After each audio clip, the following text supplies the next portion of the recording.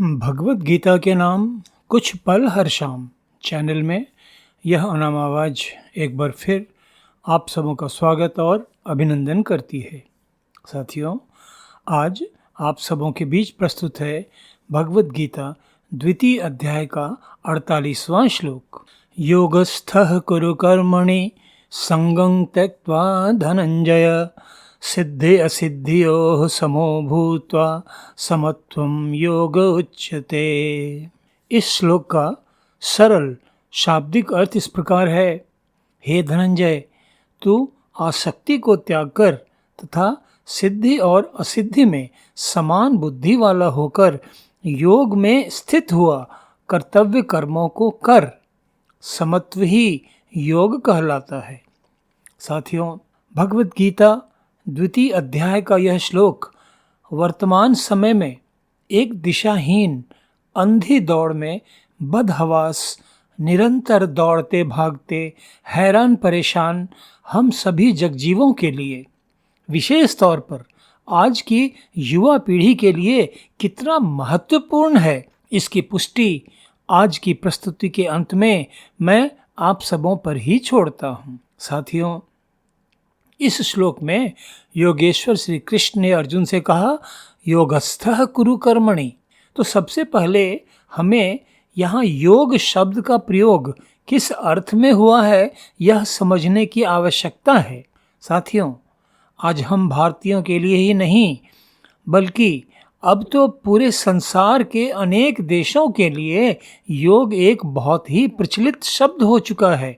सामान्यतः जिसका अर्थ शरीर तथा मन को स्वस्थ रखने वाले कुछ आसनों तथा प्राणायामों तक ही सीमित है, किंतु प्राचीन भारत के तपस्वियों, ऋषि मुनियों, योग साधकों ने योग शब्द का प्रयोग योग समाधि की उस उच्चतम अवस्था के लिए किया है जिसमें आत्मा यानी द इंडिविजुअल सोल की अणु चेतना यानी फाइनाइट कॉन्शसनेस, परमात्मा यानी द सुप्रीम सोल की विभु चेतना दैट इज इनफाइनाइट कॉन्शसनेस से जुड़ जाती है और तब मनुष्य में अद्भुत अलौकिक शक्तियां जागृत हो जाती हैं, ज्ञान के सभी द्वार खुल जाते हैं और मनुष्य की चेतना में एक कभी न समाप्त होने वाली अतुलनीय अवर्णनीय परमानंद की अनुभूति होने लगती है।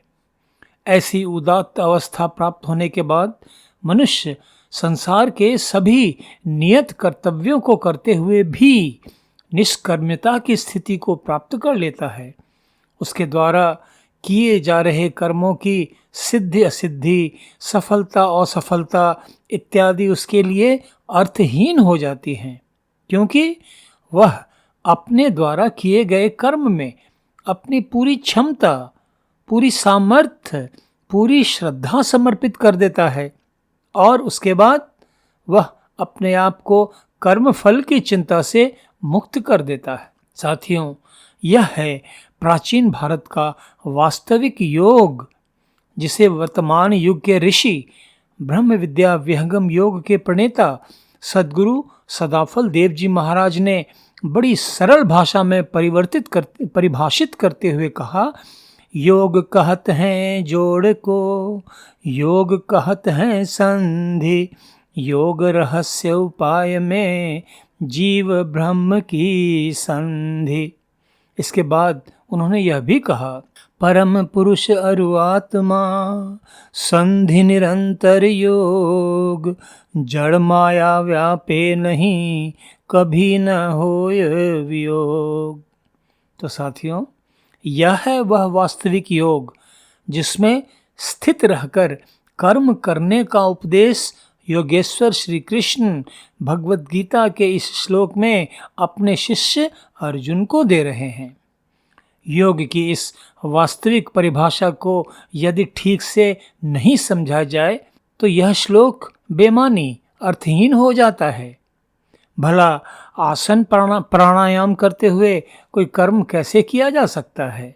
साथियों, भगवत गीता के इस श्लोक में श्री कृष्ण द्वारा प्रयुक्त शब्द योग हर परिस्थिति में मनुष्य के मानसिक संतुलन तथा समभाव का द्योतक है और यह स्थिति तभी प्राप्त होती है जब मनुष्य कर्मठ, संकल्प तथा कष्ट साध्य योग साधना के द्वारा आत्मा परमात्मा के मिलन की स्थिति को प्राप्त कर लेता है।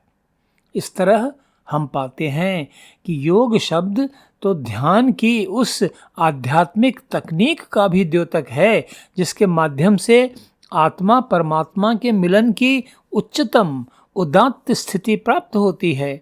सच्चाई तो यह है कि मानसिक समत्व तो आत्मा की सहज स्थिति होती है, किंतु मनुष्य अज्ञानवश अपनी आत्मा के इस शुद्ध स्वरूप से अनजान अपने आप को शरीर ही समझता रह जाता है और संसार के द्वंद्वों में फंसकर अनेक प्रकार के तनाव, अनेक प्रकार के कष्ट झेलता जीवन बिताता है।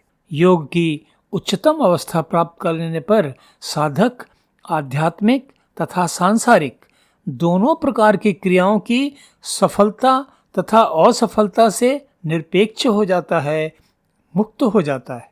इस प्रकार कर्मों के परिणाम से निरपेक्ष रहते हुए कर्म करना ही तो योग के द्वारा मानसिक संतुलन की उच्चतम स्थिति होती है। मानसिक संभाव की यही स्थिति मनुष्य को आध्यात्मिकता की ऊंचाइयों तक पहुंचाती हुई अंततः मोक्ष के द्वार तक पहुंचा देती है। इस प्रकार हम इस निष्कर्ष पर पहुंचते हैं कि जो कुछ भी कर्म किया जाए उसके पूर्ण होने या नहीं पूर्ण होने में तथा उसके फल में किसी प्रकार की आसक्ति की बजाय समभाव की स्थिति में रहने को ही योग कहा जाता है। तो साथियों, योग शब्द की इस प्रकार व्याख्या के बाद अब हम सब विचार करें कि किसी भी उचित कार्य को अपनी पूरी क्षमता से संपन्न कर देने के बाद जब मनुष्य अपने आप को उसकी पूर्णता या अपूर्णता से पृथक यानी डिटैच कर लेता है, अपने आप को उसके फल की आसक्ति से मुक्त कर लेता है, तो वह कितना तनाव मुक्त हो जाता है। आज संसार में मानसिक तनावों के कारण मनोरोगियों की संख्या दिनों दिन बढ़ती जा रही है। सफलता और असफलता की आशा निराशा भरे द्वंद्व में फंसकर कितने युवा आत्महत्या कर अकाल मृत्यु को प्राप्त हो रहे हैं। कर्म फल की आशा पूरी न होने की स्थिति में कितने मनुष्य मानसिक संतुलन खोकर नारकीय जीवन बिता रहे हैं। सांसारिक अपेक्षाएं पूरी न होने के कारण कितने परिवारों की सुख शांति भंग होकर परिवार बिखरते चले जा रहे हैं। सचमुच कितनी भयावह स्थिति है आज मानव समाज की। चारों ओर कलह तथा संघर्ष ही संघर्ष नजर आता है। शांति की तलाश में लोग भटक तो रहे हैं, किंतु सच्चे गुरु मिलते कहाँ हैं जो जीवन में शांति मिले। तो साथियों, ऐसी स्थिति में, ऐसी दशा में क्या आप सबों को भी नहीं लगता कि योगेश्वर श्री कृष्ण जैसे गुरु द्वारा उपदेशित भगवत गीता के विमल ज्ञान को अपने विचारों में, अपने जीवन में, अपने आचरण में उतारकर हम सब एक नई ताजगी भरी जिंदगी जी सकते हैं, जिसमें अपने नियत कर्तव्य पूरी क्षमता से निष्पादित कर देने के बाद हम चिंता तनाव से मुक्त होकर अपने जीवन की दिशा को आध्यात्मिकता की ओर मोड़कर सुख शांति से जी सकते हैं। मानव जीवन के चरम लक्ष्य को प्राप्त कर जीवन सार्थक बना सकते हैं। साथियों, निर्णय तो आप सबों के हाथों में है। गंभीरता पूर्वक विचार करें और जीवन को सार्थक तथा आनंदमय बनाने का यह अवसर हाथों से जाने न दें। आज बस इतना ही। भगवत गीता द्वितीय अध्याय के अगले ज्ञानवर्धक प्रेरणादायक श्लोक के साथ कल फिर आप सबों के बीच उपस्थित होऊंगा। तब तक अशेष मंगल कामनाएं। धन्यवाद। नमस्कार।